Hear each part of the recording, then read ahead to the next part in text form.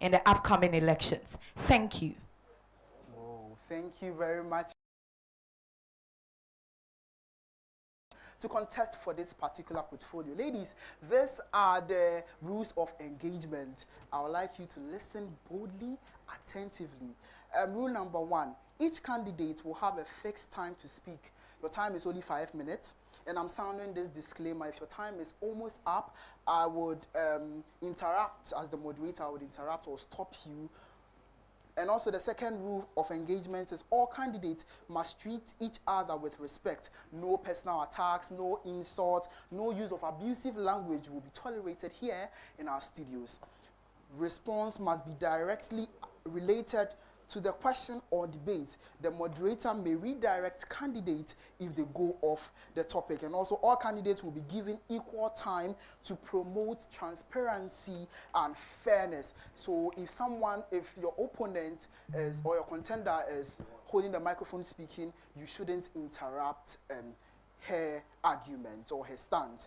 The last rule of engagement, which is the rebuttal guidelines, rebuttals must be focused on is 5 minutes. So, please, are we comfortable with the rules?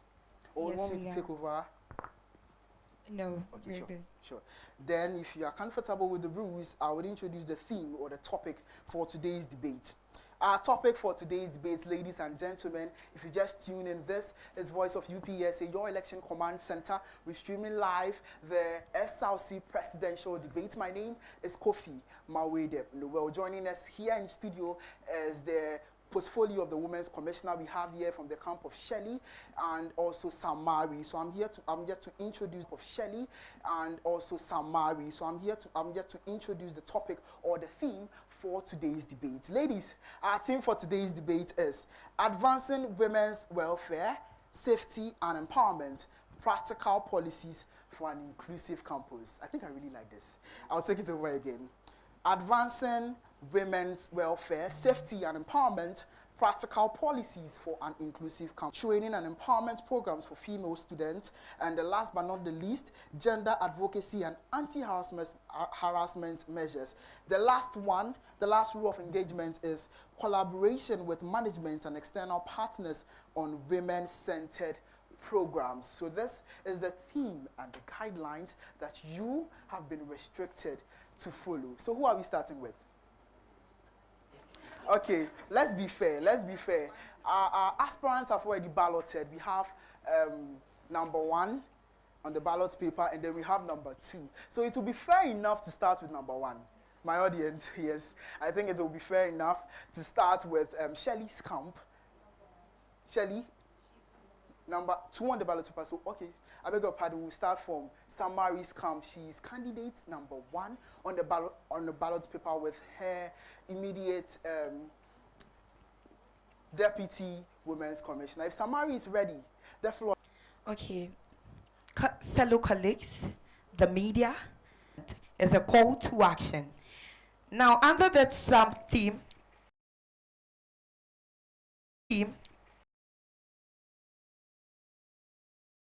firstly, women's safety on campus and security is one thing we are going to do.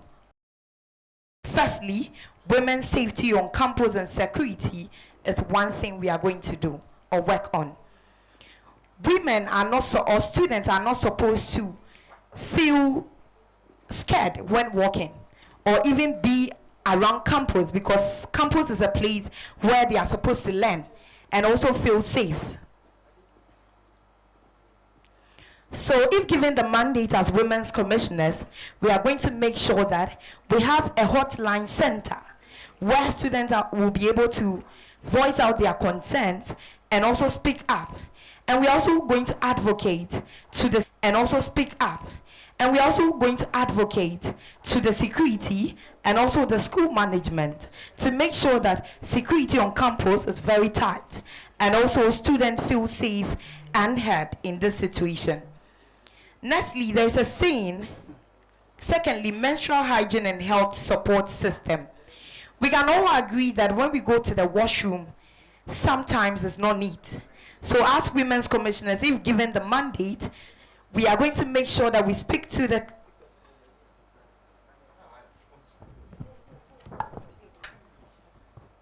We are going to make sure, if given the mandate of women's commissioners, we are going to speak to the cleaners to make sure that at least from time to time they should go to the washroom and help clean the student.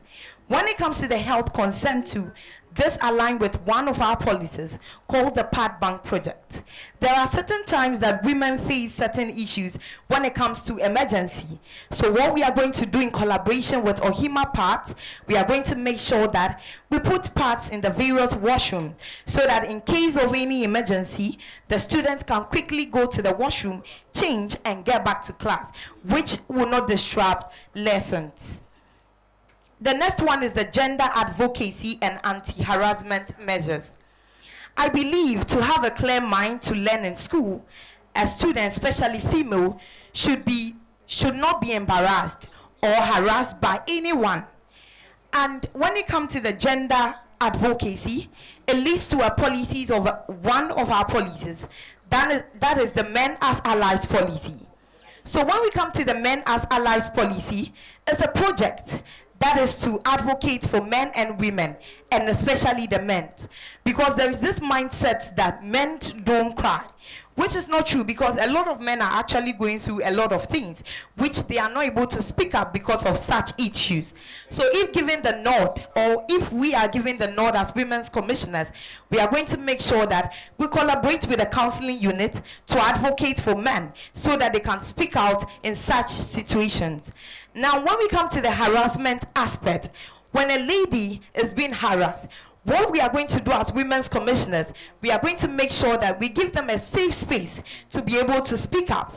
And in collaboration with the counseling unit, we are going to make sure that we have awareness creation campaigns to encourage ladies to speak up in such situations so that they don't become victims when it comes to harassment, be it any other person, whether a lecturer or not. The next one is the skills training and empowerment program, which this also align with our vision to have mentorship and empowerment project, which is divided into 3 titles. The first one is the public speaking masterclass. You know, when it comes to our classroom settings, people find it very difficult to speak. Even presentations, people fumble. So what we are going to do is collaboration with Stratcom Africa. We are going to hold a public speaking seminar and training section on campus for students to be able to speak up when it comes to presentation. And we also have the entrepreneurship training where we are going to collaborate with a brand and organize, that is the Fela Makafi Foundation, to organize a skills training program for students on campus. Thank you. Samari, your time is up. Thank you very much for that insightful debate. Ladies and gentlemen, we move to the second camp, which is the camp of Shelley, number 2 on the ballot paper. Well, if you just joined us, this is the voice of UPSA, your election command center. We're streaming live on TikTok and on YouTube. Do well to follow us, like, comment, and of course, share the link. I am Kofi Mawede in the world. Now to Shelley's camp. Ladies, let the fire begin. Hello everyone, and hello students of UPSA. Today we are here to talk about our policies. We are not here to speak about the titles. We are not here to fumble, but we are here to make our policies clear. We are here to make sure that whatever thing we have written as policies is clear to students and properly put into action. That is why the camp of Shelley and Obnewa, we have taking this debate into consideration, and for that team that is advancing women welfare, safety and empowerment. So with us, our first policy that we have on board, that is the women empowerment and the skills training program, which from our various departments we have put into action. Me being an IT student made sure that the digital skills development were inputted there. That is why we are here to blend the hands-on skills and the digital skills. So data analysis, photography, and videography was actually impacted into our department as the IT. And also when it comes to the accounting, we have the hands-on training skills where we have sound house making, we have the nails, and we have the makeups. Aside that too, we empowering women is to make sure that they take up leadership position. Using myself an example, I was able to take leadership positions through mentorship. So these are things that I'll bring on program, I'll bring on board. And also me being the publicity lead of AI Ghana, which it annexed is for mentoring ladies, we make sure that the ladies are getting empowered. They take up leadership positions and they speak up for themselves. And our next on the list for our policy, we have the sanitary and then the health support. This policy has a lot of things put in together, and we are looking at our washrooms. If we look at our washrooms, they are very in bad conditions, and also to if especially for the females, if they go there, they get these infections. And looking at our UPSA clinic, from our research, most cases there are from these infections. So putting in power, we make sure that these are clinics, these are washrooms, are kept very well. And to the guys as well, we know that putting in your waste to say that you would ease yourself out there bring a lot of consequences. If you put in these waste in you, saying you would actually ease yourself out there, it gradually makes your bowel starts to actually lose its potential thing that it's supposed to do, and aside that, gradually you lead it into the prostate cancer. So that is also the second on our policy. And also too, we have the females getting their logistics. If we're looking at these sanitaries that our females use, sometimes they have to go into classes to ask their friends, do you have some? So we ensure that we would collaborate with the class reps. The way they go to the office to pick markers, they would actually come to our office to at least get a pack with them, so that their colleagues within them will find it very easy approaching them. Also, we have departmental offices within our classrooms and then our lecture halls. We would also make sure we put these sanitaries also there, so that they can also visit there to make sure they are also okay. I would actually give the mic or the forum to Shelley to also speak. Thank you very much. So my deputy has said a lot. So next on our list is gender advocacy and anti-harassment measures. So as ladies, we all face these anti-harassment. We face anti-harassment by most of the lecturers, even our colleagues as well, and then we do not know whom to turn to or where to go to. So when elected into office as women's commissioners, we would ensure that all of these situations or students going through all of these are well taken care of, and by so doing we would speak to the student and ensure that he or she is okay before we move to the president, and then we take the person to the dean of students. Since she is a female as well, she would be really glad and open to help out. So very much. Thank you very much. Quite impressive and insightful.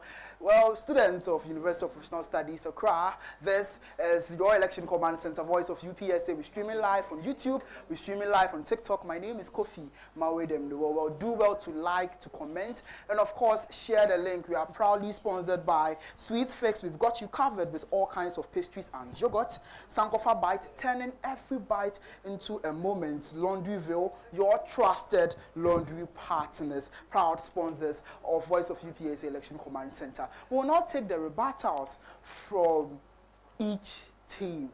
Ladies, are you ready? Okay, well, before we get into the rebuttals, we'd like to take a quick breather. If you're right back, we will delve into the rebuttals.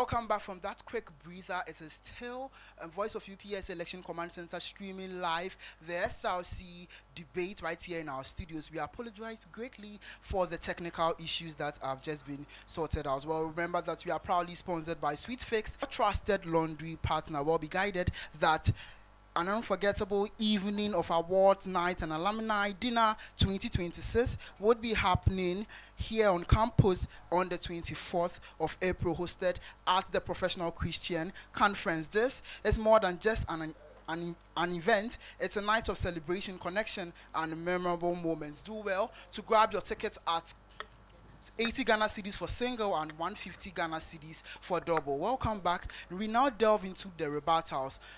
The ladies are ready to take the rebuttal stage. So Samari, if you are ready, let's go. Hello, people of Ghana, studio audience. I greet you all. Please, before you start, you have 5 minutes for the rebuttals. Thank you. Thank you. Once again, as my main rightly introduced, my name is Akushika Vicentia Agbosin. First off, with regards to our argument on women enhancement and safety, my opponent member, and as such it led to empowerment. Then I ask again, member, and as such it led to empowerment. Then I ask again, how this brings us to our point or our policy of the Her Future Empowerment Policy. This policy is not just to create empowerment, or this policy does not just seek to train skills such as soap making and end it there, but we are willing to extend it to other opportunities such as entrepreneurship exhibition fairs, where we have collaboration with our students' media on campus, especially with the Voice of UPSA, to ensure that our students' bodies who are in entrepreneurship field are able to exhibit their wares accordingly. Then again, with regards to our future, the same Her Future Empowerment, we are abreast with the fact that in 2024, the Affirmative Action Act, Gender Equity Act, was passed. And in this act, it claims that at least 30% of women representation should be in the public space. And by 2030, at least there should be 50% of the women body in that space. And that is why I ask again that how was their measurement or how was their impact measured? This time, we are willing to ensure that our empowerment program goes beyond just the female body. We are able to bring the men on board and ensure that both the men and women are impacted in our empowerment program. Then again, our next policy boils down to the women socializing opportunities. First of all, health, in the sense that we are all abreast with the fact that sport leads to good health because of its physical activities that it entails. And then secondly, certain sporting activities such as the tennis and the golf games help to enhance socialization effect. And so as such, we are exposing our students' body, or we are exposing the students' front to the bigger world. And note, we are not just exposing the women, but we are exposing the men as well, because we believe that we are the mother for the student's body. And as such, a mother takes care of both his sons and daughters. Lastly, we will look at the face of UPSA policy, which aims at bringing young ladies on board to ensure that their confidence level is improved. Secondly, they are going with professionalism, being poised, and also being able to participate in leadership front space, just as the Affirmative Action Act has mandated us to do. And so, we are here on the Samari Akushika camp to ensure that, first of all, both the men and the women are at our heart, and then both genders are fairly represented. Secondly, we are going to measure our impact. Lastly, we are going to ensure that the students are both confident, groomed, and poised. Thank you. Whoa, mothers indeed, the mothers of the school. Shelley, your turn. Thank you very much. My opponent standing right here made mention of measuring the impact. First of all, she asked a question on how we were able to measure the impact of the data analysis program my deputy standing right here organized. She, being the IT Deputy Women's Commissioner, she ensured that most of the people who came were impacted. So with the data analysis, we taught students how to use their Excel, right, and how to improve using certain softwares to work. Example, Ubuntu. So I would go right into our policies, which is our number one policy, which is the women empowerment and skill development policy. So my opponent stated the affirmative action, which states that it's a law which is to represent, which is a law which was passed to help the underrepresented in society, especially the ladies, children, and disabled people. This is where the women empowerment policy comes to play. So we are here to empower ladies to go into portfolios where they felt discriminated against, portfolios where they felt that it was only men, the portfolio was just gender-based, which is for men, right? So we will organize seminars and symposiums to ensure that these ladies are empowered to go into certain portfolios. Let's take the departmental executive positions in UPSA, for example. If you have noticed, you realize that most of the presidents are all males. So ladies feel intimidated to go into such portfolios because they feel that it's gender-based. They will not be able to govern or rule the department. So this is where our mentorship program comes to play. We decided to contest for women's commissioners because we believe that we are here to empower ladies, and we believe that we choosing this portfolio is the right direction to go. We could have opted for any other portfolio, but then we decided to go for women's commissioners. Also, with the skills training, we have already impacted greatly in our various departments. So it's not something we are about to do, it's something we have already started doing in our various departments. I, on the 26th of March, was able to bring GCB Bank on board to sponsor this skills training program. And we have videos. It will be let out soon for you all to see the impact and the impact we made on students, just as we made impact on their data analysis as well. Okay, so my opponent here mentioned that female in sports. I would like to ask her that how many times has she seen females on the UPSA campus to participate in sports? Aside that, what analysis data do you have? The female, and what measures are you putting in place to make sure that these females would actually partake? Because I was then a basketball player, and it took someone to mentor me. Though I didn't have the interest, but the person sat me down to mentor me. That was why I became a basketball player. So if you are telling me on your policy you have women in for sports that will benefit their health, I would want to know currently, even within your department, how many females have you encouraged to put into the sports? We actually had some sports going on. That was just the males. Were you able to even approach the presidency departmental to say that you want the female to be included in sports? You didn't. Aside that too, you mentioned that it is not about skills training, it is not about data analysis. As IT students, we are about skills. It is not about the degree. It is about what can you do. That is why we make sure that the soft skills are impacted into school, so that when you go into the industry, you don't disgrace yourself and disgrace the institution you are coming from. That is why right after the data analysis, we give five people an internship slot to make sure that they are still getting impacted, and whatever thing they are getting from their internship, they will still impact into the community. Thank you. Whoa. Thank you very much. Thank you very much. No, that is it. Thank you very much. Our women have debated. You know what makes debate interesting is the rebuttal stage, where one would counter the other's point. In this case, we saw that of basketball players and then women empowerment. That was just by the way. If you just tuned in, this is Voice of UPSA, your election command center. We're bringing you live coverage of the SRC debate. We are currently with the portfolio of the Women's Commissioner, WOCOM. We'll go on a quick commercial break, but before that, kindly send your questions via the WhatsApp number 0553108760. I repeat, 0553108760, or do well to comment under our stream on YouTube and TikTok. Let's take a quick breather. We'll be right back.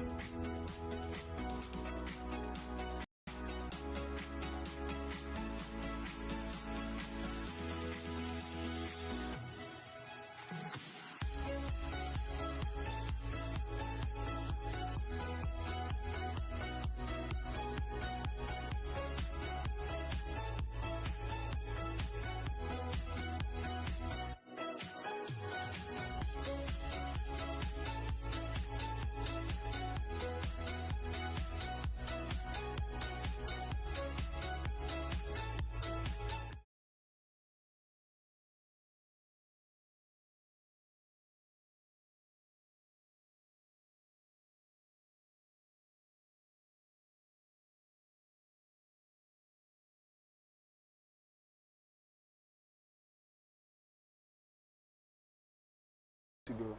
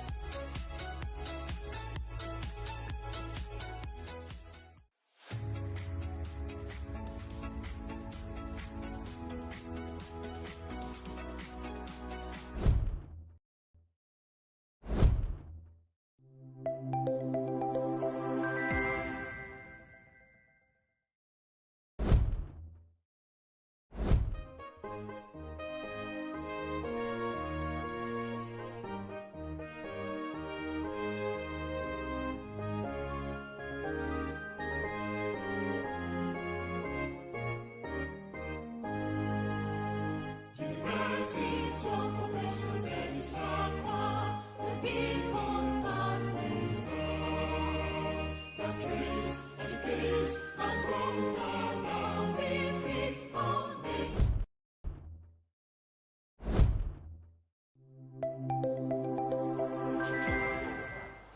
right, welcome back from the quick breather. This is your Election Command Center voice of UPSA, bringing you live coverage of the 20. My name is Kofi. Just joined us. Kindly share the link, tell a friend to also tell another friend that Voice of UPSA is streaming live on YouTube and on TikTok. So you should join, to give us their questions, and then SSA post them on the aspirants that we have in the studio here today. Well, let's now delve into the question and answer segment. If you just joined, this is the live coverage of the SRC debate happening live here in the studios of Voice of UPSA, your Election Command Center. We're bringing you live coverage of this debate. Well, we have questions from our audience. So the first question goes to the camp of Shelley. The question is, the Shelley's camp did not answer the question about the measurement of impact. So they should tell us how they measured their impact. The question is saying you should tell us how you measured your impact.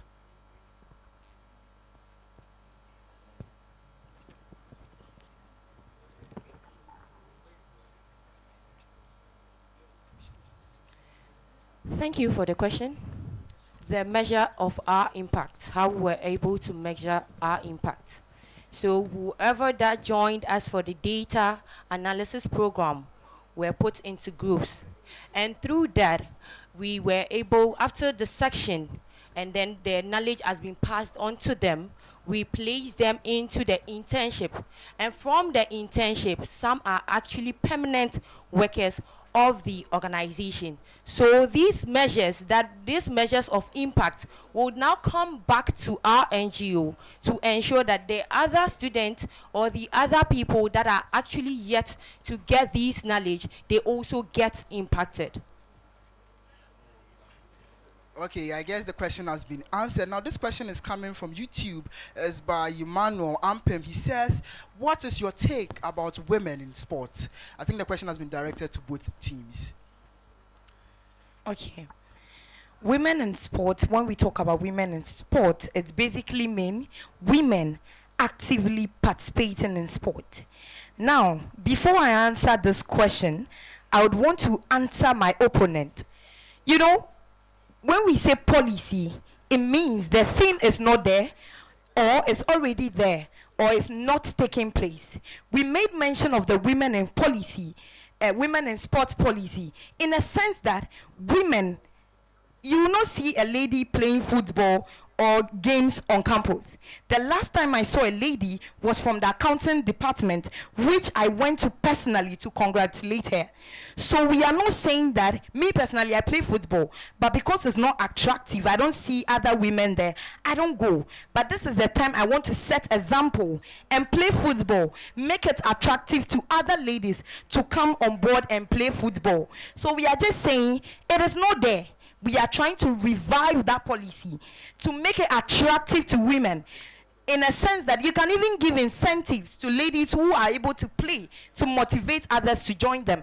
And all those who have the desire to be in sport, you groom them as well to add up to society. So that is my definition, or that is our definition of women in sport.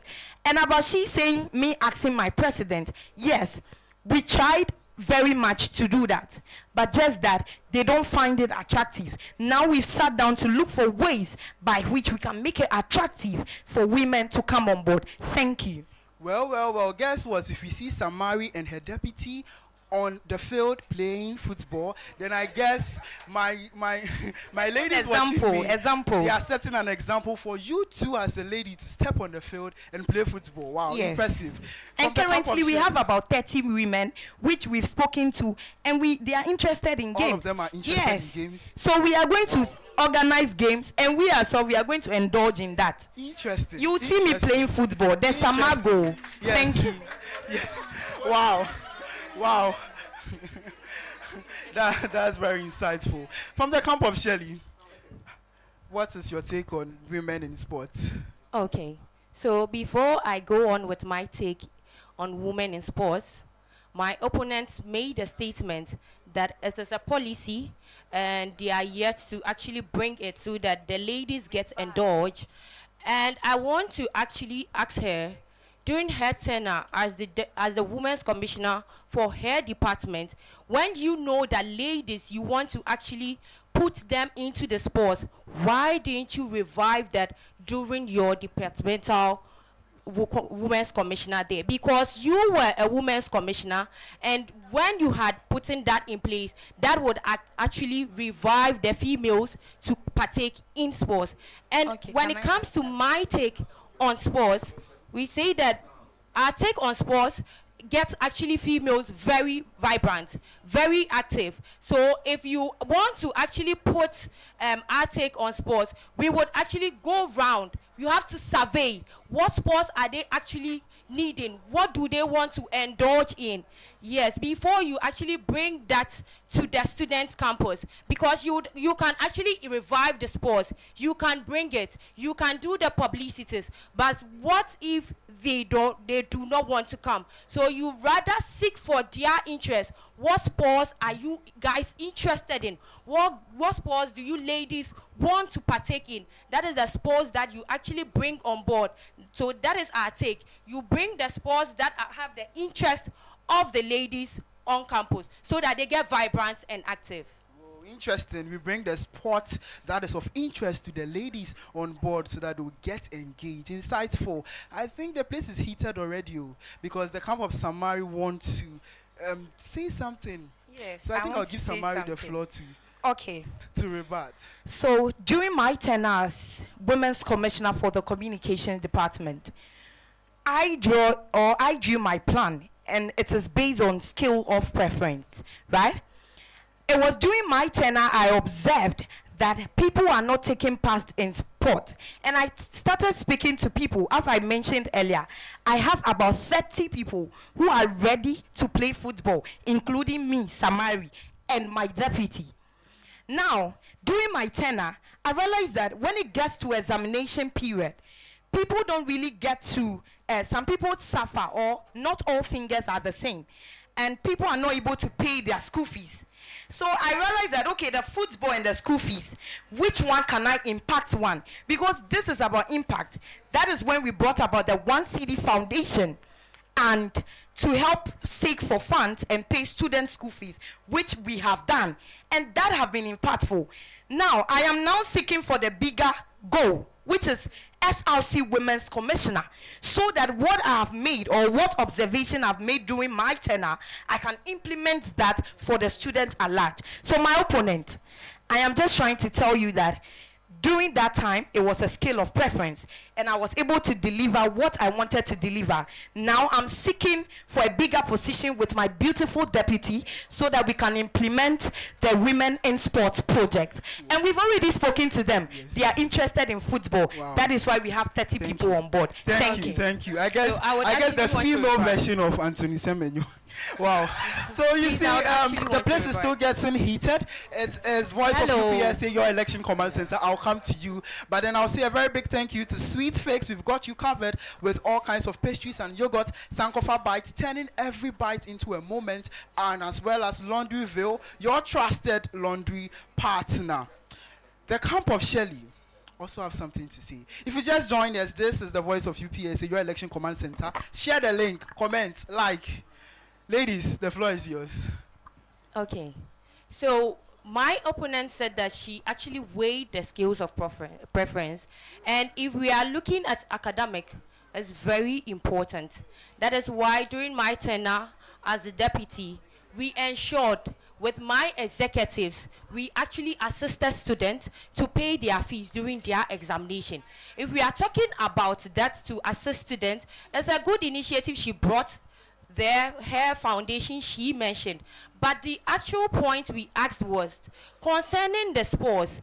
Your tenure as a women's commissioner was 2 semesters, and we have 3 months in a semester. So my opponent is trying to tell me that before you make a survey and all that, it can actually take you for 6 good months. Like, wow, really? Yes, that we have longitudinal survey. as PR student, Miss you Samari, serve for Miss certain Samari, please, period the of rules time. and the guidelines, please. You are not supposed to interrupt when they are on the floor. Please allow, I beg you. Please. You're on the floor. You can continue speaking.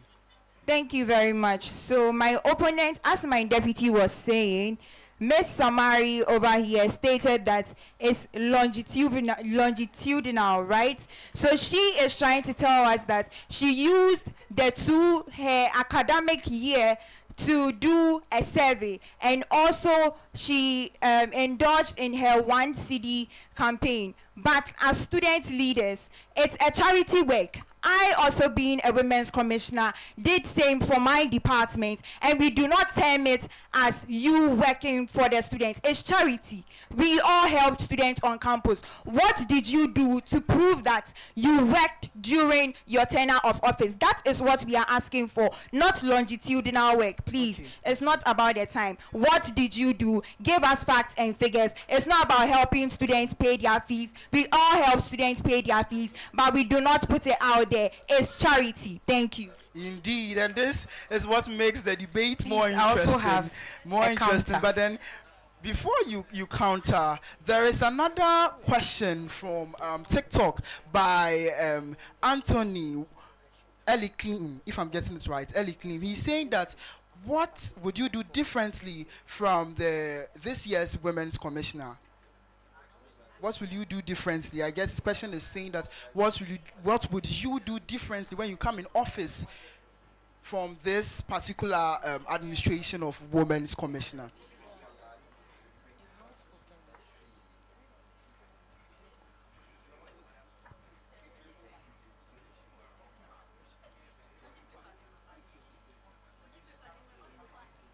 All right, our ladies are still preparing. But ladies and gentlemen, if you just tune in, this is Voice of UPSA, your election command center. We're bringing you live coverage of the 2026 SRC debate right here in our studios. We are proudly sponsored by Sweet Fix, Sankofa Bites, and Laundryville. Well, note that get ready for an unforgettable evening as the awards nights and alumni dinner hosted by the Professional Christian Union. This is more than just an event. It's a night of celebration, connection, and a memorable moment. So do well to grab your ticket at 80 cedis for a single and 150 cedis for double. To grab your ticket, call 0595014004. PCU, for we are all one in Christ, and proud sponsors of Voice of UPSA, your election command center. Ladies, if you are ready to answer the question, I'll give you the floor.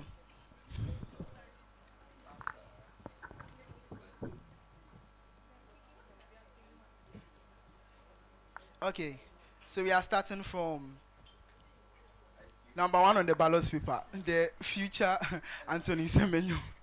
Let's go, let's have it.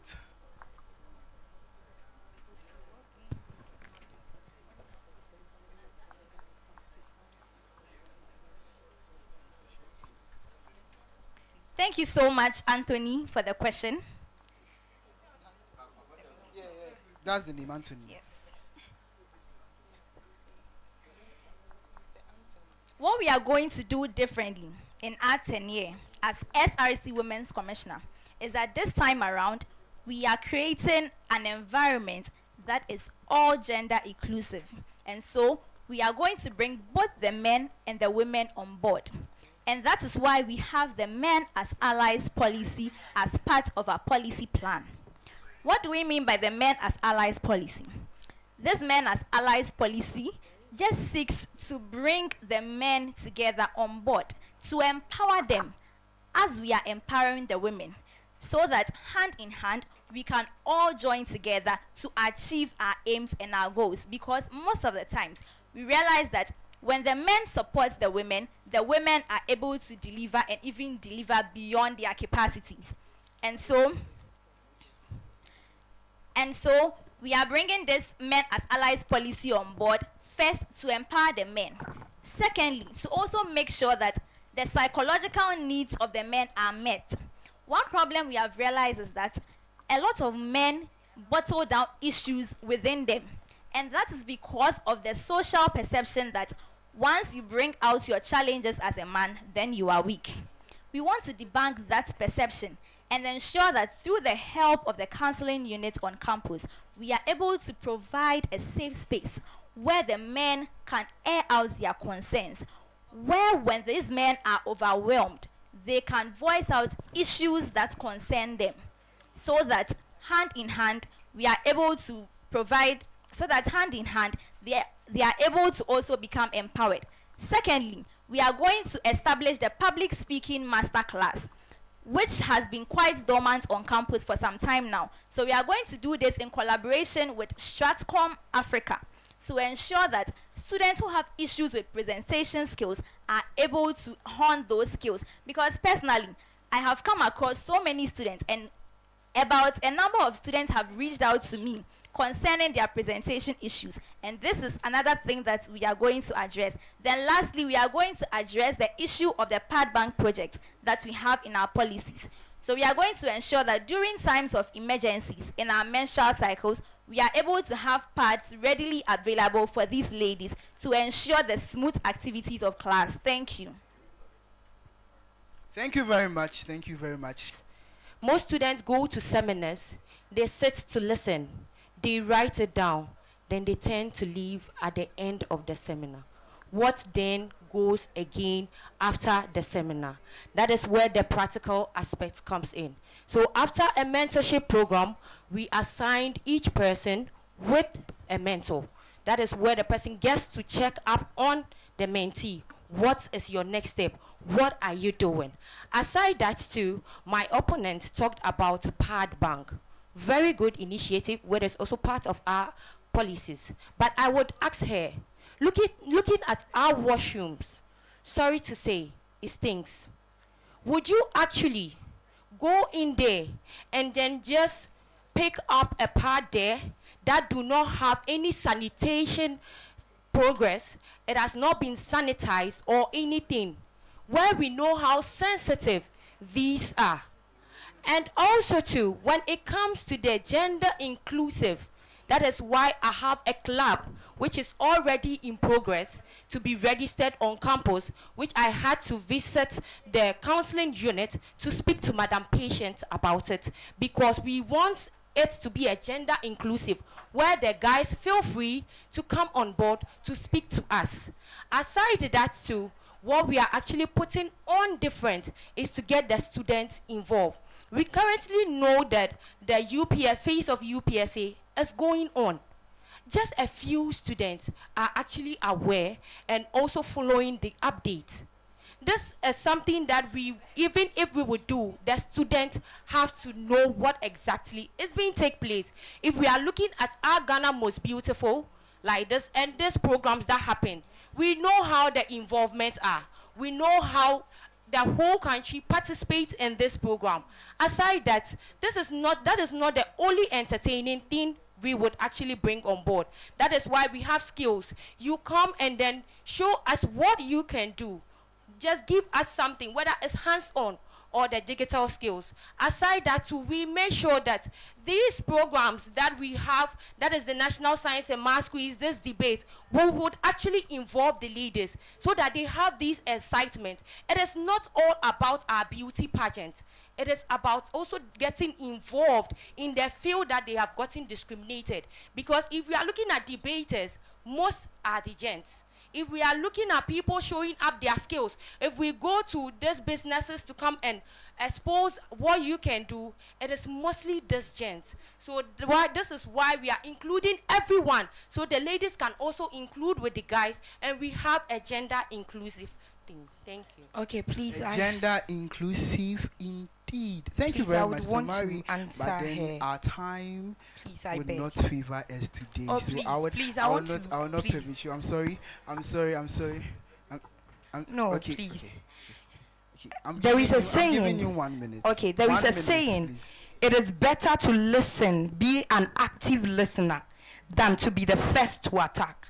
At our earlier submission, we made mention of the health policy, where we are going to speak to the cleaners to help clean the washroom. You know, when you get to like 5:30, when you go to the washroom, even yesterday, I couldn't pee because it's not neat. We made mention that we are going to collaborate with the cleaners if there is a need for them to, for us to give them incentives on an additional work process, then we are going to do that as women's commissioners hopeful. So please, when you want to talk, you listen first, you don't attack. Thank you. Hello. Please, I would also Alright. rebut. I think it would be fair enough to give her also 1 minute. So 1 minute. Please bear with me. Just 1 minute. Tell us. And that will be Thank you. fine now. Sure. Okay, sure. Thank you. So my opponent made mention that it is first to listen before we attack. Based on research that we have done with the cleaners, these cleaners have closing times. Some are not permanent staff of this university. They come from agencies.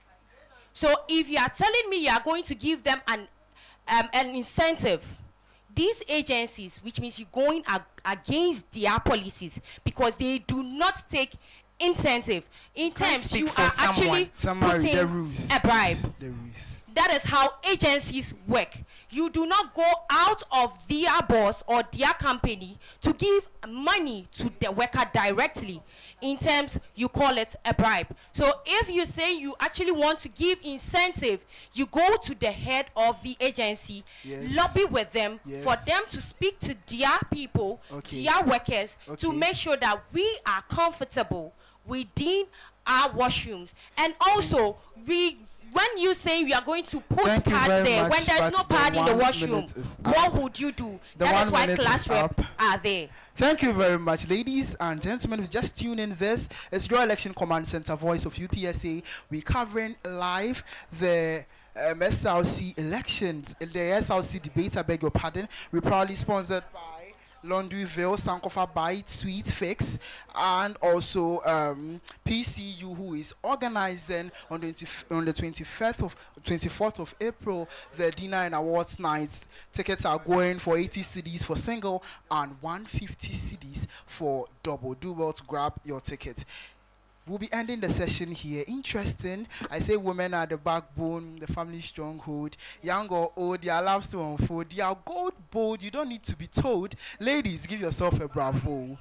Give yourself a bravo. That was an insightful one. And my colleague Tiwa is on standby, so we are going for a quick commercial break. If you are right back, we'll delve deeper into the external affairs presidential debate.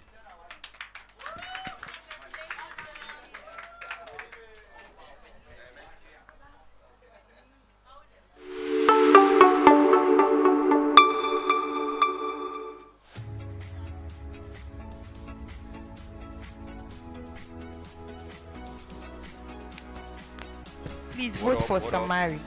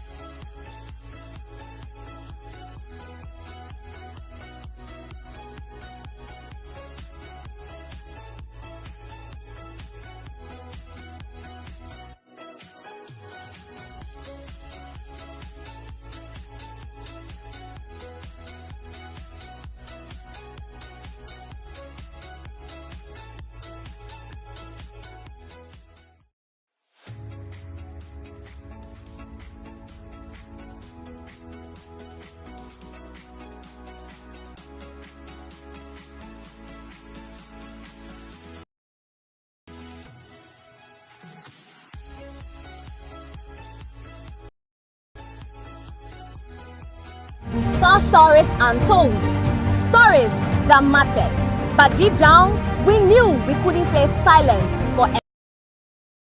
For a while, the voice went quiet, the light went dim, and the room grew still. But silent doesn't mean the story stopped. Something new was forming in the quiet. We watched the world move. We saw stories untold, stories that matters. But deep down, we knew we couldn't stay silent forever. We took our time to grow, to learn, and to understand and refine what we stand for. Because journalism isn't just talking, it's truth. Every game, every moment, every skill, every hook, every dance, it matters. Watch VOE Sports Bar for more sports updates. Now we are ready. Yes, ready to tell stories that inspire, inform, and challenge. Oh yes, we are back to the spotlight. We are going live in 3, 2, 1. This is more than a return, it is a statement. We are bringing you credible news from all over campus. This is the voice of UPSA News Network.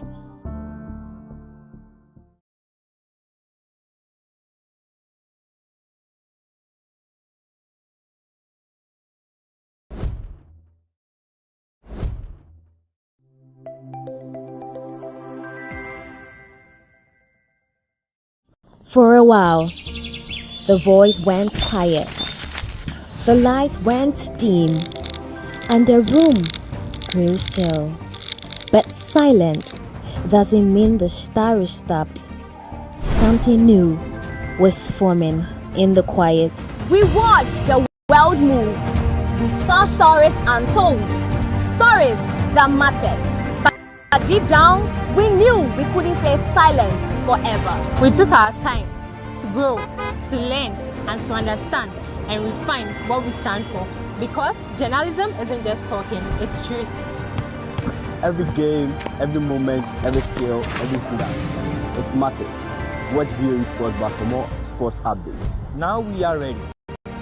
Yes, ready to tell stories that inspire, inform, and challenge. Oh yes, we are back to bring the truth to the spotlight. We are going live in 3, 2, 1. This is more than a return. It is a statement. We are bringing you credible news from all over campus. This is the voice of UPSA News Network. For a while, the voice went quiet. The light went dim, and the room grew still. But silent doesn't mean the story stopped. Something new was.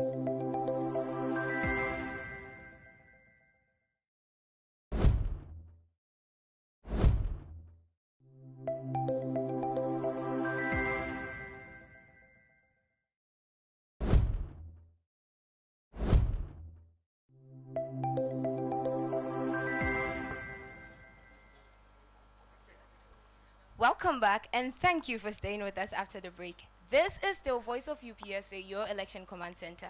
This segment is proudly brought to you by our esteemed sponsors. Sweet Fix, we've got you covered with all kinds of pastries and yogurts. Sankofa Bites, turn every bite into a moment. Laundryville, your trusted laundry partner. And also, PCU, Professional Christian Union, will be having their dinner and awards night on the 24th of April at the PCU Conference Center. And if you want your tickets, please, it goes for a cool price of 80 cedis for singles and 150 cedis for double. So please call 0595 014 004 for your tickets. PCU, for we are all one in Christ.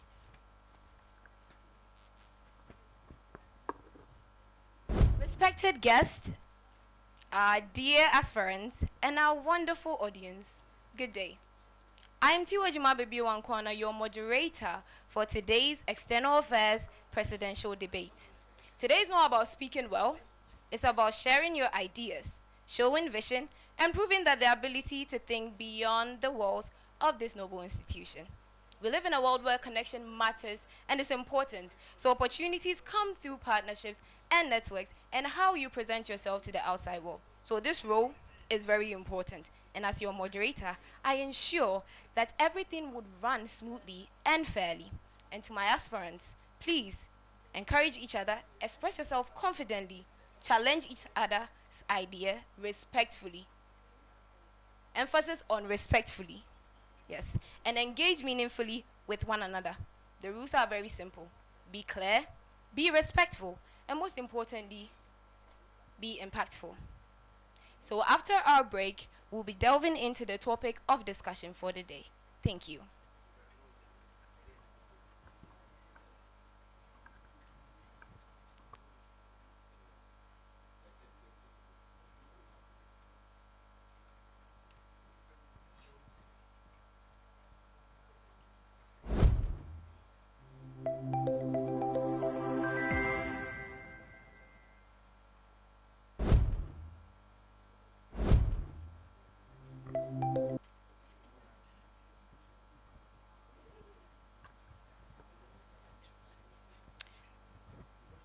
Our topic of discussion today is strengthening partnership and opportunities, expanding the university's external influence for students' benefits.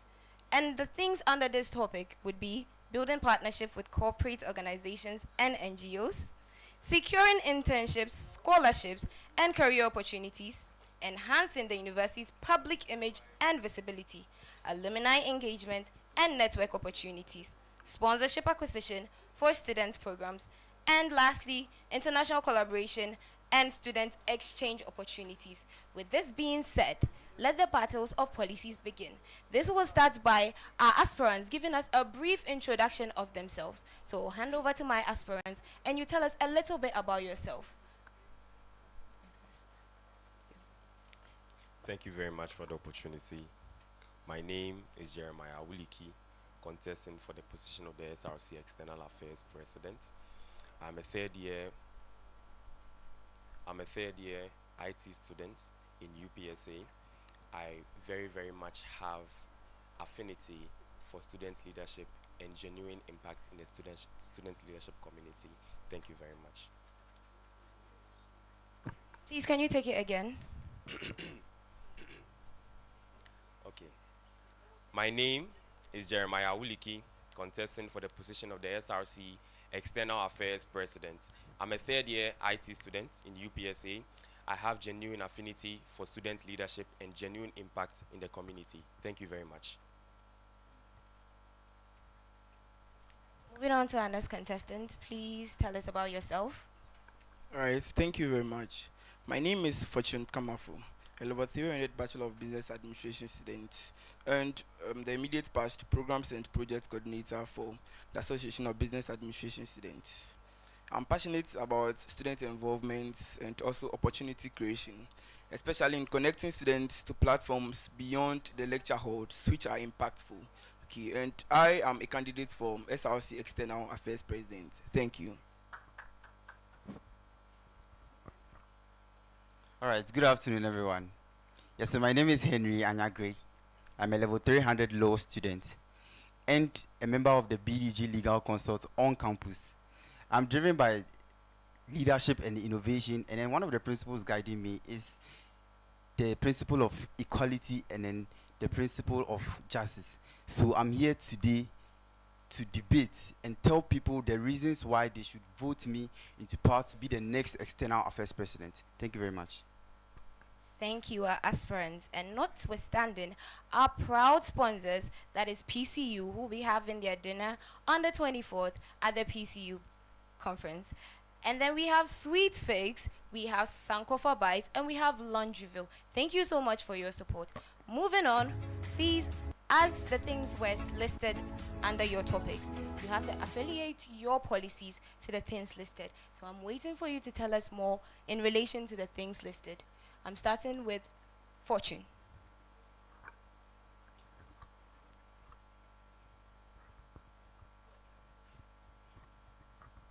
Thank you very much. Leadership today is not measured by promises. It is measured by access, exposure, and results. Across our campus, students are not lacking potential. What many lack are opportunities and structure systems that connect them to the real world. My name is Fortune Kamafu, a candidate for SRC External Affairs President. In line with today's theme, my vision is clear: to ensure that every UPSC student is not just educated, but connected, exposed, and positioned for real opportunities. Because external affairs is not just about representation, it is about building bridges that deliver opportunities to the students. To achieve this, I have developed a set of strategic policies focused on results, and then I'll begin with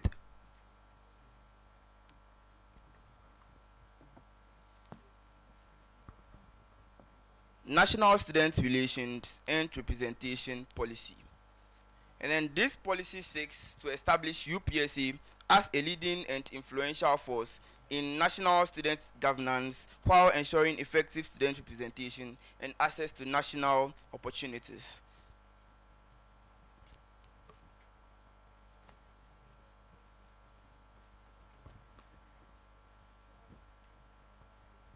My second policy is strategic partnerships, internship and career pipeline policy. And then this policy seeks to build a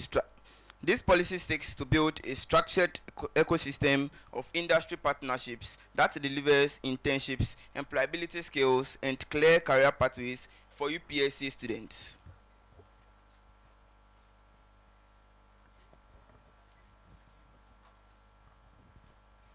With my third policy, it has to do with UPSA tourism and industry exposure initiative.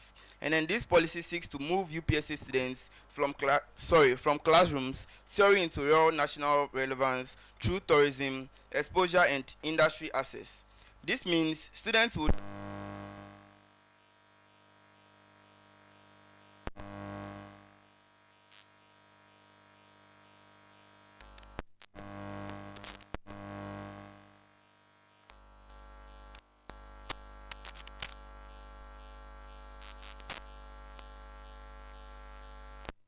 policy. And then it seeks to enhance students' professional readiness and competitiveness through structured support in documentation, personal building or branding, and access to essential identification documents required for academic and career opportunities.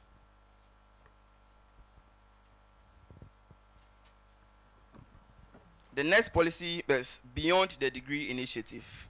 And then this is to expand students' access to international exposure, leadership opportunities, and global competitiveness. Thank you very much.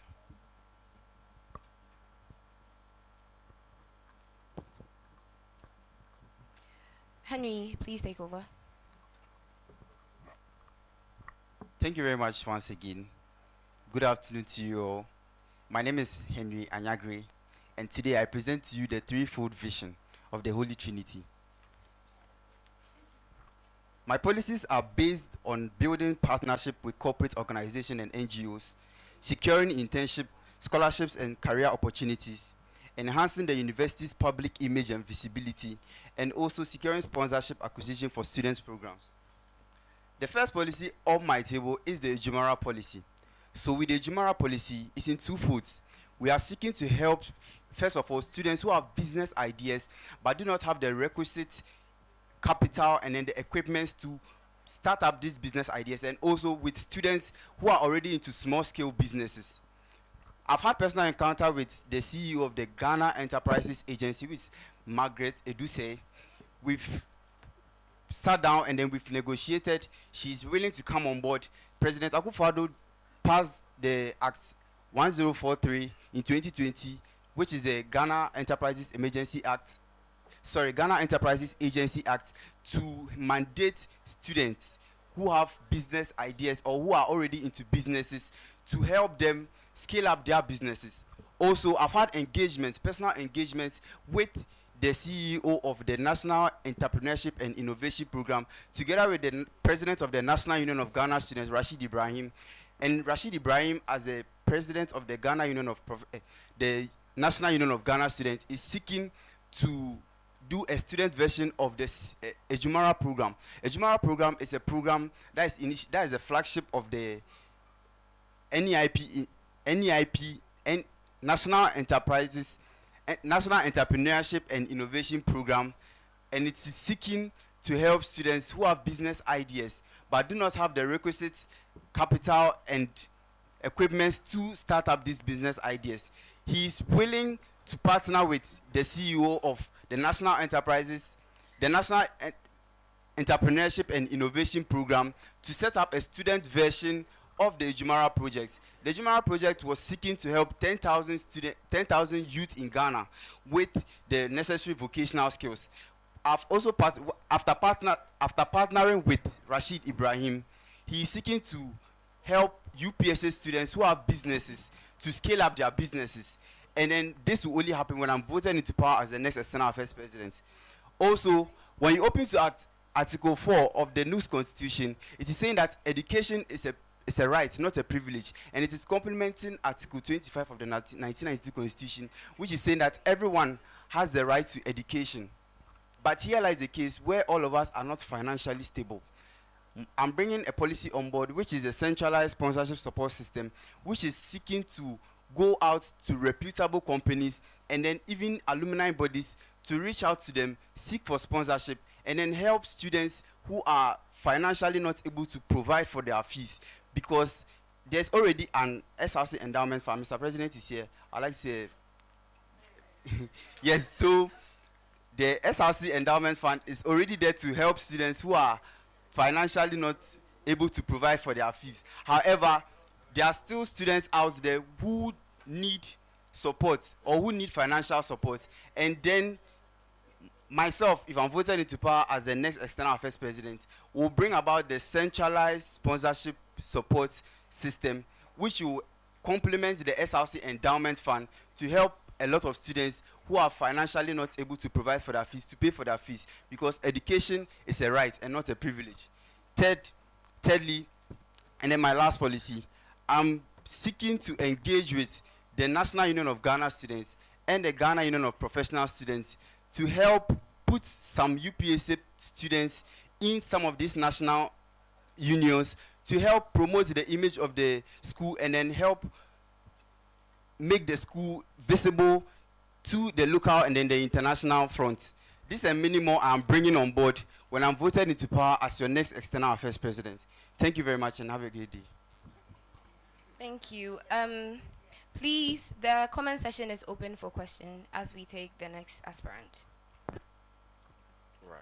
Thank you very much once again. Thank you very much once again. Now, my colleagues here have very much fairly stated what they want to do for the students' body. So I believe it is fair that I also get to say what I also want to do. Now, my first policy is a chief external lobbyist. We all know that a lobbyist is someone that goes out on the behalf of others to seek for their benefit. As the External Affairs President, it is my responsibility to make sure that any opportunities outside of the walls of UPSA are accessible to the students. What are some of the opportunities that I'm talking about? We can have the Get Fund Scholarship slot. That's the Ghana Education Trust Fund slot, which the National Union of Ghana Students sits on that board. Now, we all know that UPSA has some of the highest paying fees among other public universities. We can have Koforidua Technical University, by comparison, paying $1,900 per semester for their fees, but UPSA tends to pay $2,500 before even miscellaneous fees are added. So on the normal, we are clocking almost up to 3,000 fees per semester. I believe it is worth it, but you just imagine releasing that burden off of somebody, or them going home to tell their parents, their ma or dad, I'm no longer paying my fees because the competent External Affairs President was able to gather slots and give me a scholarship. Now, Get Fund Scholarship slots are not the only slots available. We can also have the Student Loan Trust Fund, which their CEO is Dr. Sajida Rashid, and we can also have the No Fee Stress Policy, which seeks to release that financial burden off of all level 100 students, which is a very great initiative from His Excellency John Dramani Mahama. My second policy is the maximum external utility, which means that we are building and utilizing ties from the current and previous SRC administrations. Now, the External Affairs President, in quote, sits on the Office of Opportunities. I believe that every former External Affairs President has been able to build ties with some form of external entities. Now, as the incoming External Affairs President, hopeful, what I intend, I hope you understand, build ties with certain external entities. I know that His Excellency Makion, the 58th SRC External Affairs President, was able to build at least one tie with BTEC.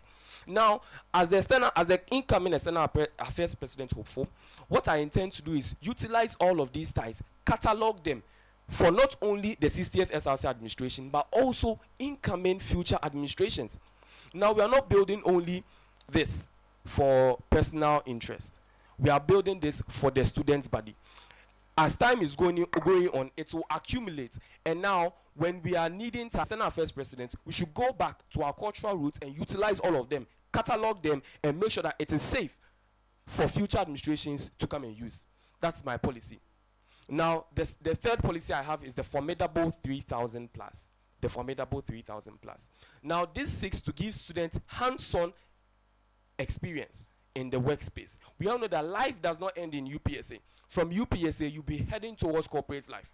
Now, you see that there are certain jobs that you apply and they'll tell you, say you need 3 months, 6 months, or 1 year of experience before they employ you. It is the responsibility of the External Affairs President to go outside of the walls of UPSA and make sure that these opportunities are lobbied for, secured, and given to you. I can proudly say that the former IGP of Ghana, Dampari Ekufu, is an alumni of UPSA. If we need people who need to go into the security sector, we can hit on him at any time. We know that the MP for Mion constituency in the northern region, Honorable Abdul Razak, is also an alumni of UPSA. When we need people in governance and public policy, wrapping up. Thank you. When we need people in that sector, we can also have them connecting the students. Now, this is to give students the internship that they need, the NSS, and the skills, and the soft skills and the hard skills that they need. And as an External Affairs President, it is my responsibility to ensure that. That's my third policy. Now, somebody asked, by the way, that why 3,000? UPSA currently boasts of 30,000 students right now as the school's population. If we can have just 3,000 being catered for by the External Affairs President, we have done 10%. And I believe every leader can come and do some. They can't do all. And I believe that is fair. Thank you very much. My fourth policy is scholarship with professionalism. That indeed is the school's motto, scholarship with professionalism. Now, as the immediate past IT executive, IT organizer, I was in consultation with the fellow executives, and we organized a 30-day professionalism challenge where we recognition. And in succession, we did the 60 days professionalism challenge, which is currently ongoing. We are day 47. Now, this seeks to personally encourage students. And bear in mind, I've spent over 5,000 cedis just to cater for the needs of students, just to encourage them that, hey, I know you are dressing well. You don't feel recognized. Take this as a token of appreciation. We need to do more of these exchange programs. We need to do more of these encouragement programs to encourage our students to dress well. And there can be a situation where when I'm handed the mandate as the next SRC External Affairs President, we can even take it to other schools for them to know that UPSA is leading the charge in dressing well. When it comes to professionalism, UPSA is ongoing. My fifth and final policy. Your time is up. Your time is up. Thank you very much. So for your questions, please send them to 05531 08760. Send your questions to 05531 08760. And notwithstanding our amazing sponsors, Sankofa Bites, Sweet Figs, Laundryville, and PCU. After our break, we'll be talking about the rebuttal stage. So please prepare for the rebuttal stage. Thank you.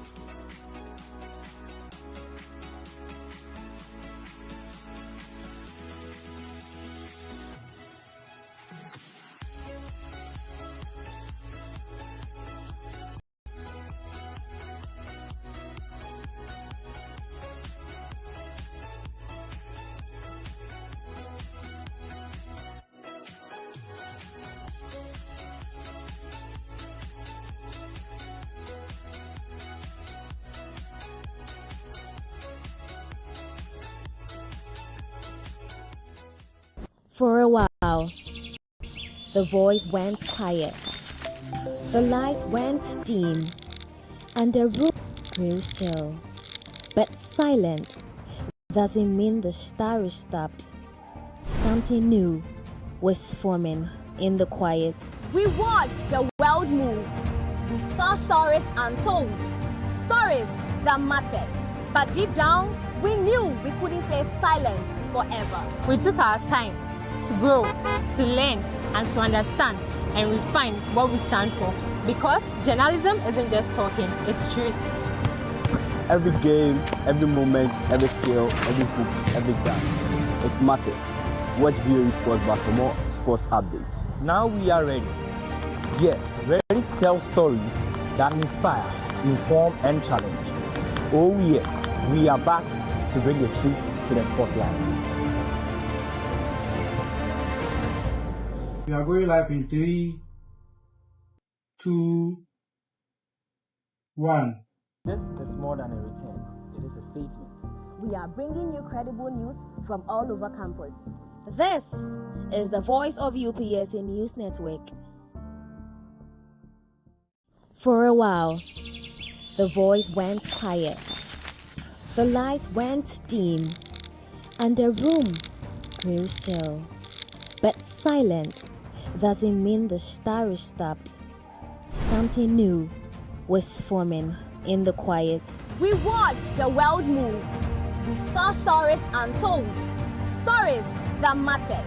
But Welcome back. This is still Voice of UPSA, your election command center. We're proudly sponsored by Sweet Figs. We've got you covered with all kinds of pastries and yogurts. Sankofa Bites, turn every bite into a moment. Laundryville, your trusted laundry partner. And PCU, who'll be having their dinner and awards night on the 24th of April. And tickets is going for 80 cedis for singles and 150 cedis for double. Grab your ticket by calling 0595014004. I take the number again, 0595014004. Our next session is the rebuttal stage.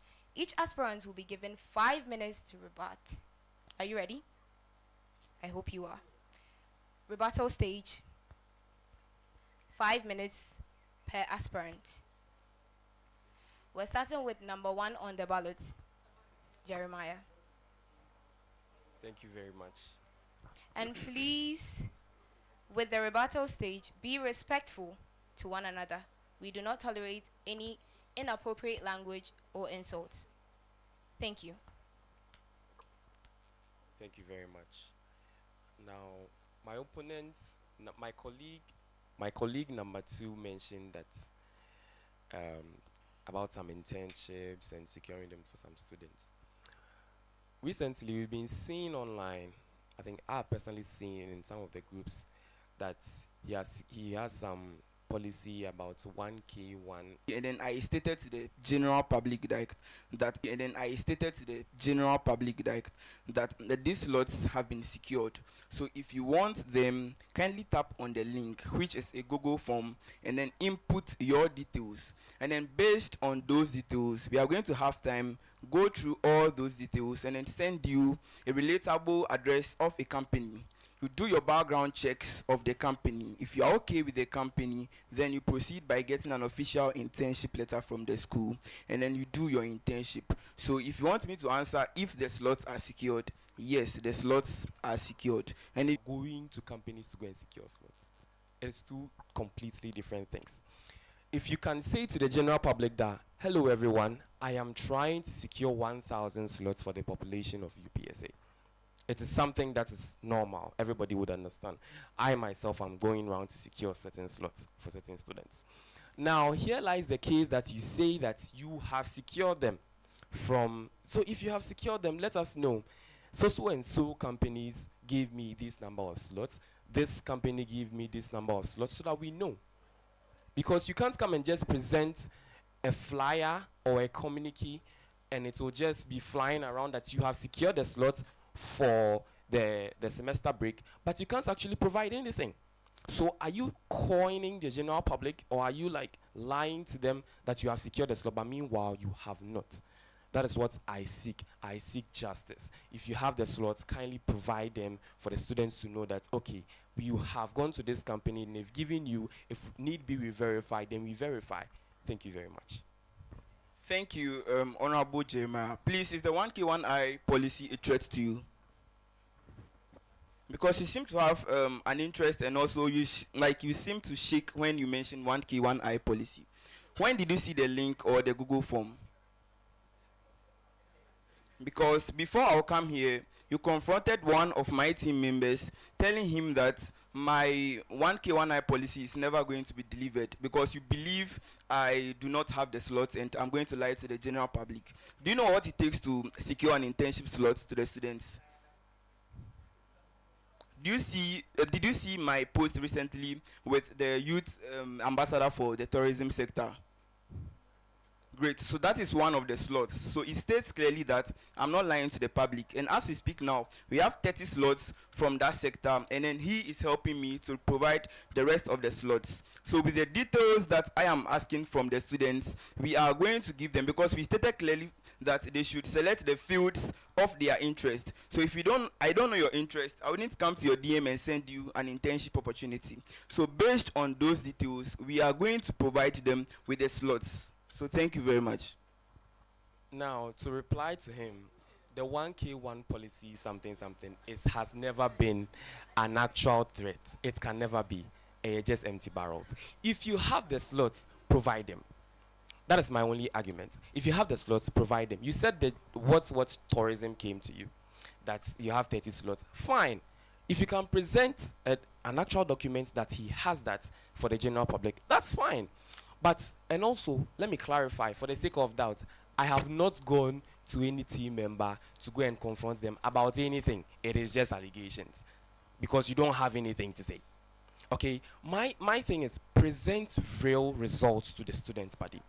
let them know that this is what you have, this is what you've been through, so that they'll be able to what? To be able to follow you. Myself, I've been able to do a professionalism challenge. I have the pictures. I have influenced over 2,000 students to join and take the picture with me. You have it on social media, all on my social media platforms, and even on TikTok on the school's account. So that should tell you that we are working with credibility, not about any promises. Please manage your emotions. Thank you very much.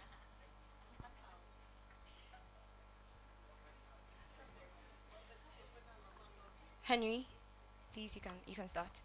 All right, so I have some few questions for contestant number 1. So please, Interesting. since Voice of UPS's slogan is facts, figures, and results, please, I haven't heard about any Abraham Nketia as a former external affairs president. So please, if you can check that for us, please check it for us. Abraham Nketia, and also about James McKeown being the external affairs president last year, whether he was alone and which kind of ties he created with the people that he created with that are going to base on to actually go on. Thank you Please, very I'm much. not done. I'm not Please done. let him finish. Please let him finish. And also, he's talking about facts, right? He spoke about the CEO of Student Loan Trust Fund being Miss something. He mentioned the name. Please, you should also provide facts to us showing that he has also engaged her to secure scholarships for some of the UPSA students. Also mentioned former IGP Dampare, something speaking in relation to Dampare. Also provide facts stating or saying that you have actually engaged Dampare to do whatever you spoke about you wanted to do. Thank you very much. Thank you very much, contestant number 3. Now, this house is a house of records, and if we have to play back, I did not, in fact, say that I've secured any slots. Please use your microphone. I very much stated that there are opportunities outside of UPSA, and we have alumni of UPSA in the corporate sector already. And I mentioned a few people, like the IGP. Okay, and I also mentioned the Honorable from Mion constituency. I did not say that I have gone to engage them for scholarship slots. No. That is, you should end them. Okay, then let's go back. 59, 58, 57th. Abraham Nketia is in fact the 57th UPSA SRC External Affairs President. Do your check. And also, the 58th SRC administration was a union government, but the chair of Excellency James McKeown, Asante. So you can also go and do your check about that. I mean, we should deal with facts over here. And also, you said I should confirm the name of the current Student Loan Trust Fund CEO. Her name is Dr. Sajida Shiraz. Thank you very much. With correction to the 57th External Affairs President, his name is Abraham Tewia. Nketia is part of his name. Oh, please, is that fact verified? Nketia is part of his name. Because I know him as Abraham Tewia. Nketia is part of his name. Okay. So we have the current SRC president here. We also have the current CEO, of Voice of UPSA, who has also contested, who has also been very, very active in the student political area. We can ask him that who was the 57th SRC External Affairs President and see if Nketia is not part of AB's name. Abraham Tewia Nketia. Thank you very much. We will verify and get back to you. Thank you. Henry, please go on. All right, so Sorry, it has been verified. His name indeed is Abraham Tewia Nketia. Thank you very much, House. Thank you. Know your history before you come and chew me.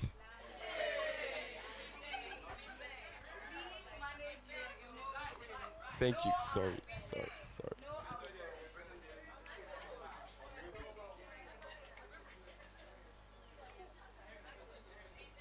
All right, so we all can actually see this is coming from the guy who claims to be the professional guy, but it's not acting professional in this piece.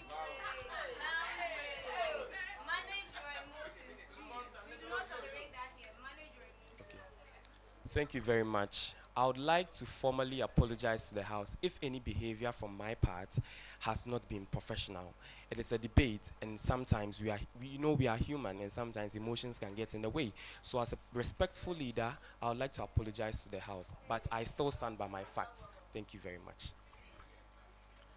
All right, so since I didn't ask of the name of the CEO of Students Loan Trust Fund, he spoke about the fact that these are alumni bodies. You can't just come and mention that these people are alumni bodies. Okay, so if the alumni bodies...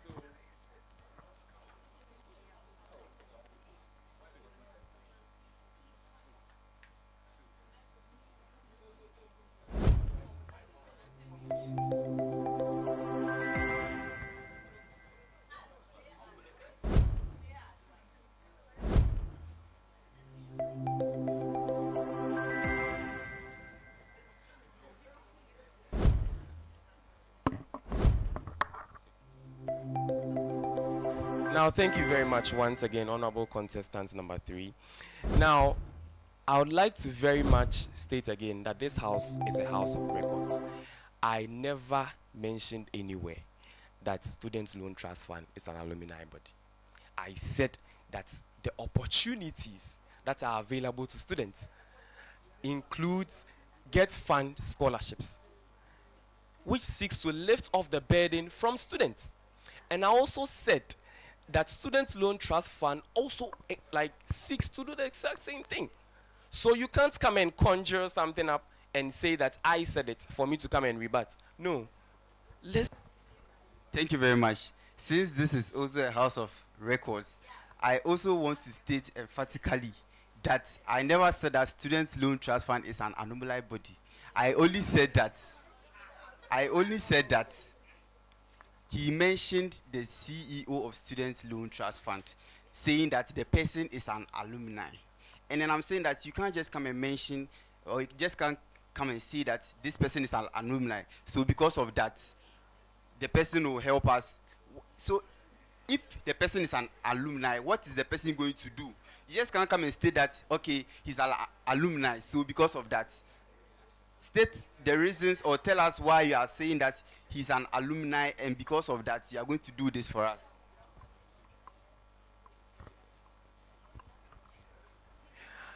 Now, thank you very much, contestant number 3.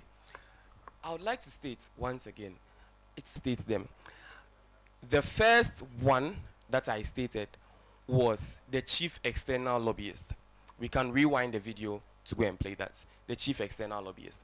Now, when I was mentioning, I said that a lobbyist is someone that goes out on the behalf of others to seek for their benefit. And I mentioned that what kind of opportunities as the external affairs president can I bring on board? And I mentioned Get Fund scholarship slots, I mentioned the Student Loan Trust Fund, and I mentioned the no fee stress policy, which I listed their CEOs. I even went on to say that the Get Fund, the National Union of Ghana Students President, is on board. And I even went to mention that the Student Loan Trust Fund, we have Dr. Sajida Shiraz as their CEO.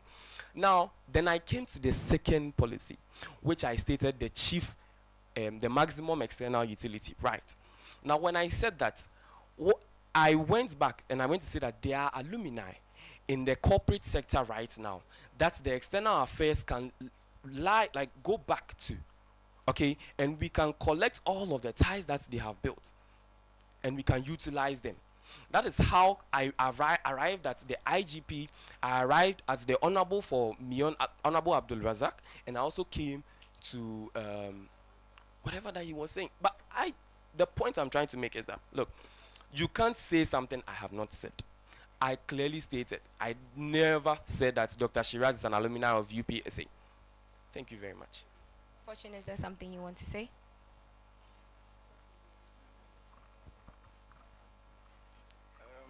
All right, thank you very much. And then before we will actually start this whole thing, Jeremiah mentioned that when he saw me holding these scripts, he mentioned that if you are competent enough and you can serve the students, you don't need scripts to talk. And then per the way he was speaking, it means that he need, with my engagement or the engagement I had with the former external affairs president of so and so, the histories he's talking about. I don't know if he studies history. He was mentioning names, but I'm just asking him that since he's the competent one and he doesn't need scripts to talk, then he should be able to tell us what opportunities he has been able to secure from these people that he has made. At least two of the opportunities he was able to secure from these people. Thank you very much. Please do all to manage your emotions. Thank you very much. Please, we are here to flow, but we do not tolerate bursts of emotions. Okay. Thank you very much.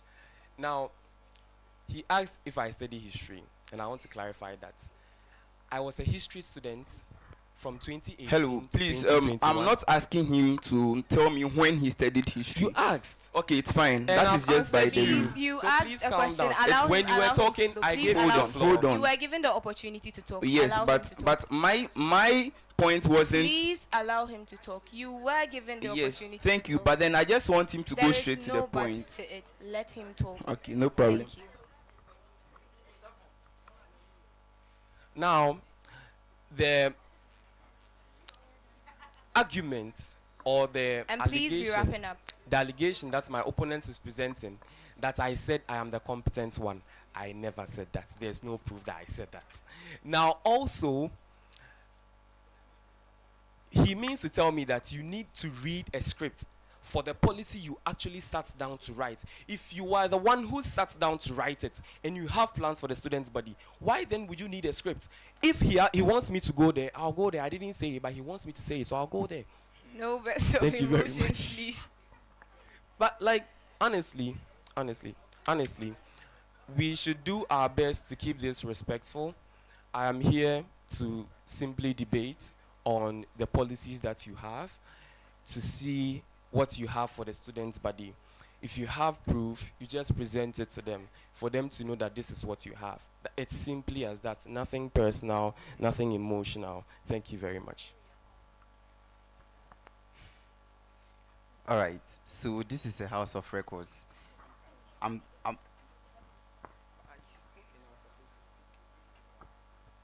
Please, we are working with time. But then he spoke and I was supposed to speak. Right. We're all given opportunities to speak. Please understand that the rebuttal stage is 5 minutes per each aspirant. So please talk and then we move on to the next stage. Yes, as I was saying, this is a house of record. I want to emphatically state again that he actually mentioned that he's a competent one here. You can actually go back and then watch the video. He stated that he's a competent one here. But let's put that aside. Please, I want to ask about the professionalism challenge. Was it an initiative by himself or it was an initiative by the IT department? And if it was an initiative by the IT department, why is it in his name? And why is it that he is the one claiming to own the challenge? Because if it is a departmental challenge, it is not supposed to be in one person's name. Yes, so I want answers on that. Please be brief with your answer. Thank you very much, contestant number 3. Now, I did in fact state that I initiated the professionalism challenge in consultation with some IT executives. Now, this does not mean that it is a departmental challenge. This challenge came from the office of the organizing secretary of the Information Technology Students Association. Now, that is the office that I immediately resigned from because of my contest. Anyway, now the 60-day professionalism challenge also, I am the one doing it. This time, there's no department in it. And management has actually upheld it. I've had donations from the SRC, from the Business Development Center, which they manufacture UPSA water, and we can also have the Public Affairs Directorate posting it on their website and all social media platforms, and that should tell you how hard I've worked to promote the positive image of UPSA. Thank you very much. Thank you very much. We are going to move on to questions from our audience. So the first question is, Fortune, you mentioned that you would help create job opportunities in this economy. How exactly will you do that? Thank you very much. I'm not saying I'll create job opportunities. All I said was I'm going to provide students with job opportunities, and then it is as a result of some HR firms that I work with, and then when I receive the opportunities, I have a channel where I post them. So I'm not saying I'm going to create them, but then to provide them with the opportunities. Thank you. Our second question is, what resources or partnerships do you already have to support your plan? And how do we hold you accountable beyond election? The question is, what resources or partnerships do you already have to support your plan? And how do we hold you accountable beyond election? It's for all of you. So any of you can answer. All right, thank you very much. And keep your answers brief, please. All right, sure. So I have had personal relations or encounters with the CEO of the Ghana Enterprises Agency, which is Madam Margaret Eduse, and then she has actually said, or she has actually aligned with me that she would come on board to support students who have businesses, who want to scale up those businesses to become big, to help them and then provide them with the requisite capital and then the equipment to do that. I've also had engagements with the CEO of the National Entrepreneurship and Innovation Program, together with the President of the National Union of Ghana Students, who is His Excellency Rashid Ibrahim. They have all come on board, and then they are willing to come on board when I'm elected into office as the next External Affairs President, to help students who have business ideas and want to bring those business ideas into reality. Yes, so those are the partnerships, or those are the people that I've spoken to and I've spoken with, and they are aligning with me to come on board for me when I'm elected into office as the next External Affairs President. Thank you very much. Is there anyone else who wants to answer that question? All right, thank you very much. So I have collaborated with the Youth Ambassador for Tourism, and then which is Mr. Amati, to provide internship slots, and also to create the Tourism Society of Ghana UPSA chapter. And then this club seeks to deliver a lot to the student body. We are going to have industrial tours, educational tours, and also we are going to have the rail tours, or we are going to have trips to entertain ourselves as well as educate ourselves. Thank you very much. All right. Thank you very much for the question.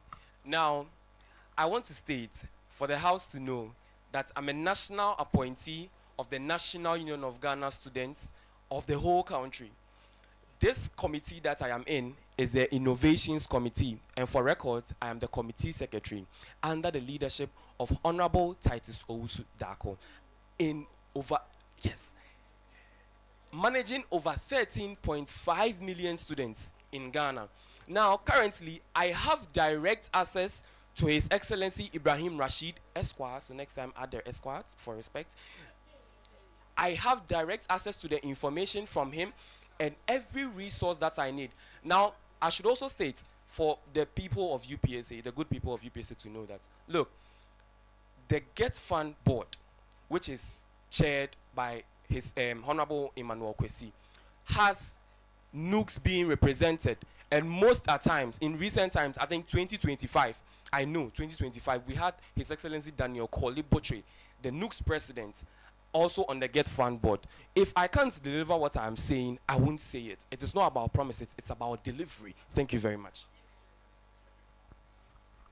Please, we're taking just 2 questions. My next question is, you all introduced your policies to us, and that's telling us what you are going to do and aim to achieve. But all this is noise without precedence. And per the information I have, it's from an anonymous person. All 3 of you occupy leadership positions in your departments. So my question is, what did you do in your previous role? And how do you set a precedence to convince us to vote for you?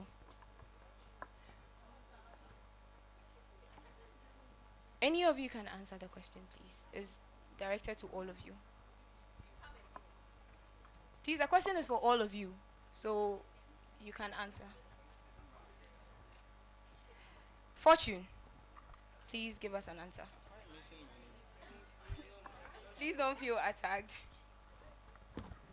Thank you very much. So I stated clearly that I am the immediate past programs and project coordinator for the Association of Business Administration Students, and which means that I'm in the capacity to collaborate with companies and industrial people to provide, how do I say it, all essential needs for our programs.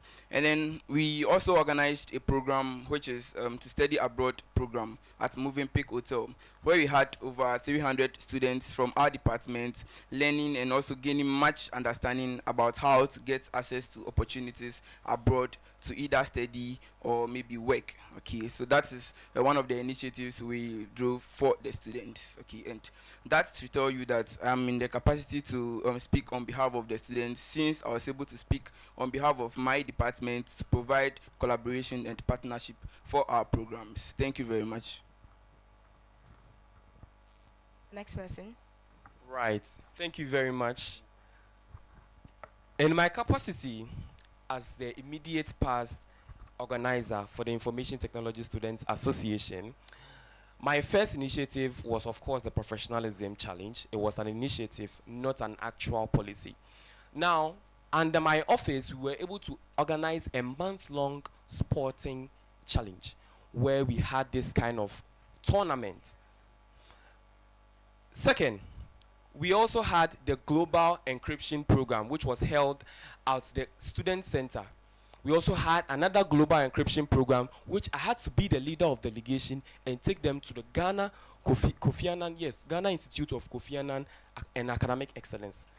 Now, we also organized the Sexual Awareness and Mental Health Program, where we had celebrities come on board, like Ekuma Mama Zimbi, Dr. Joyce Paddy, for those who are familiar with that name.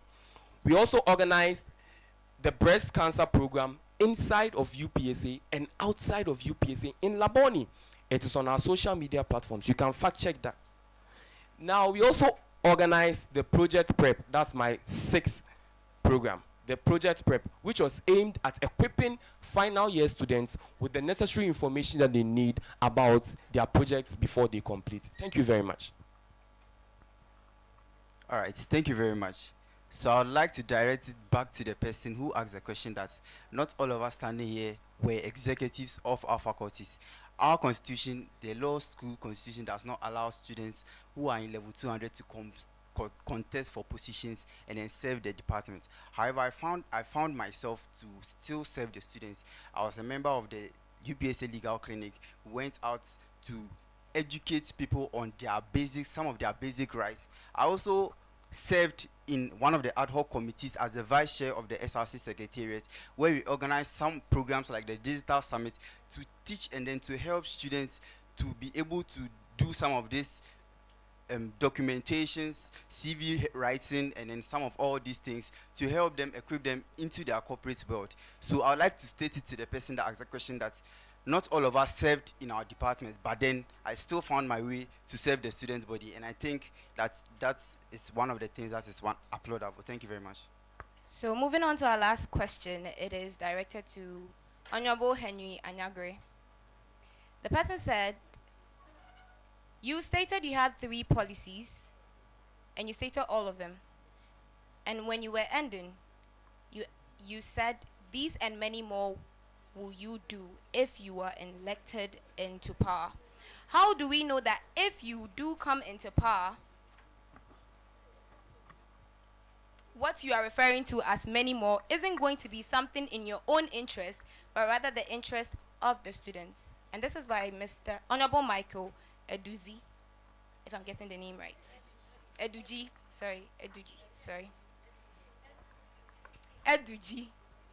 please, Henry. All right, thank you very much for the question. So as I stated earlier, I had 3 policies that I brought on board. However, if you are in an administration, students' complaints keep rising, and then there are other things where students usually complain about. Okay, so in as much as I stated 3 policies, along the line during the administration, some other problems can rise up. I stated 3 policies earlier, but then when I went out to do some of my surveys on some of the needs of students outside, there were other needs by students. Most of them were complaining about connectivity, and then Wi-Fi is not coming at some certain places, and then all these are stuff that were not in my policy. But then if I find myself to be in the administration, some of these things, together with my other executives, we can come together to see that some of these UPSA students' needs are looked on. Thank you very much. Last question. I'll ask 2 questions. These are very short questions. What benefit does UPSA get from UPSA? Yes, the question that was asked is, what benefit does UPSA get from UPSA? I don't know if the person was trying to say UPSA students get from UPSA. So we are going to skip it. And our last question is, what will you do about the late penalty? That is my last question for you. Okay. Thank you very much. Now, it is in my knowledge that getting... Let's skip that question. All right. Thank you.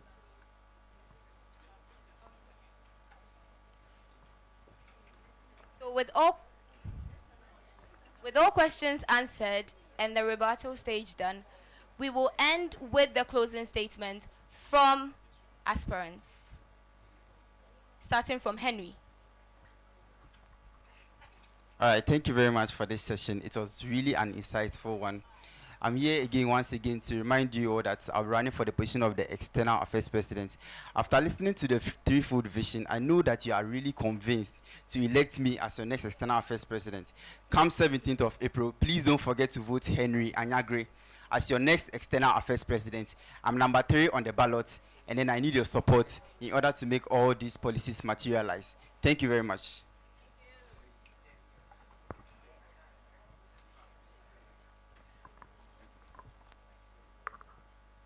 Fortune, your closing statement. Jeremiah, your closing statement. Thank you very much. Action speaks louder than words. My name is Fortune Kamafu, a candidate for SRC External Affairs President, and I'm number 2 on the ballot paper. Come 17th of April, I'll beg of you to give me your support and your vote to do more. Thank you. Right. Thank you very much for the session, Voice of UPSA. Much thanks to the House and everybody that was here present to be able to witness this insightful session. As a leader, I would always say that every opportunity in every gathering is an opportunity to learn and to educate and grow. I have not made enemies here today, and I believe that my colleagues in themselves have not made enemies of me today. I am contesting for the position of the SRC External Affairs President, and come 17th April, I'll need your vote to become the 60th UPSA SRC External Affairs President. Thank you very much. Now, I'm number 1 on the ballot. We topped our vetting, and that should show you how very much well recommended we are. Thank you very much, and see you on 17th. Bye. All right. A big acknowledgement to our SRC President who took time out of his busy schedule to be here with us. And a big thank you to our sponsors, Sweet Figs. We've got you covered with all kinds of pastries and yogurts. Sankofa Bites, turn every bite into a moment. Laundryville, your trusted laundry partner, and PCU for also sponsoring us. And please know that PCU will be having their awards night and alumni dinner 2026 at PCU conference, and the tickets are going for 80 cedis single and 150 cedis double. Call 0595 014004 for your tickets. Thank you so much. We will be moving on to our next session, which will be headed by our very own Diana and Fosia after the commercial break. Thank you.